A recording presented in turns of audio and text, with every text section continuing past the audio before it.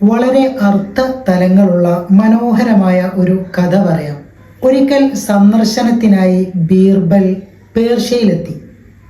Persian രാജാവ് അദ്ദേഹത്തെ ഊഷ്മളമായി തന്നെ സ്വീകരിച്ചു.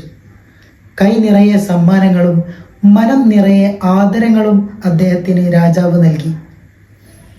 ബീർബലിന് വളരെയധികം സന്തോഷമായി. അങ്ങനെ മടങ്ങാൻ നേരത്ത് ബീർബലിനോട് ഒരാൾ ചോദിച്ചു, പേർഷ്യൻ രാജാവിനെയും അക്ബർ ചക്രവർത്തിയെയും നിങ്ങൾ എങ്ങനെയാണ് താരതമ്യം ചെയ്യുന്നത്? ഇത് കേട്ടപ്പോൾ ബീർബൽ മറുപടിയായി പറഞ്ഞു, പേർഷ്യൻ ചക്രവർത്തി പൂർണ്ണചന്ദ്രനും അക്ബർ ചക്രവർത്തി അർദ്ധചന്ദ്രനുമാണ്. ഇത് കേട്ടപ്പോൾ പേർഷ്യക്കാർ ഒന്നടങ്കം സന്തോഷിച്ചു. അവർക്ക് ബീർബലിനോടുള്ള ആദരവ് വർദ്ധിച്ചു. ഈ വിവരം അക്ബർ ചക്രവർത്തി എങ്ങനെയോ അറിഞ്ഞിരുന്നു.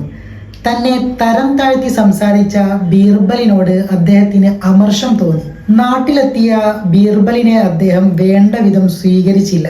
രാജാവ് മുഖം കനപ്പിച്ചുകൊണ്ട് ബീർബലിനോട് ചോദിച്ചു, നീ ഒരു രാജ്യദ്രോഹി തന്നെ.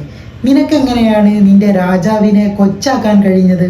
ബീർബൽ പറഞ്ഞു, പ്രിയ പ്രഭു, അങ്ങയെ ഞാൻ ഒരിക്കലും കൊച്ചാക്കിയിട്ടില്ല.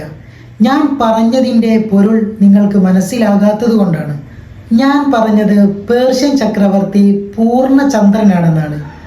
ചന്ദ്രൻ പൂർണ്ണതയിലെത്തിയാൽ ചെറുതാകാൻ തുടങ്ങും. അങ്ങനെ ചെറുതായി ചെറുതായി അത് അപ്രത്യക്ഷമാകും. എന്നാൽ അർദ്ധചന്ദ്രൻ അങ്ങനെയല്ല, അത് വളരുകയാണ് ചെയ്യുക. വളർന്ന് വളർന്ന് പൂർണ്ണതയിലെത്തും.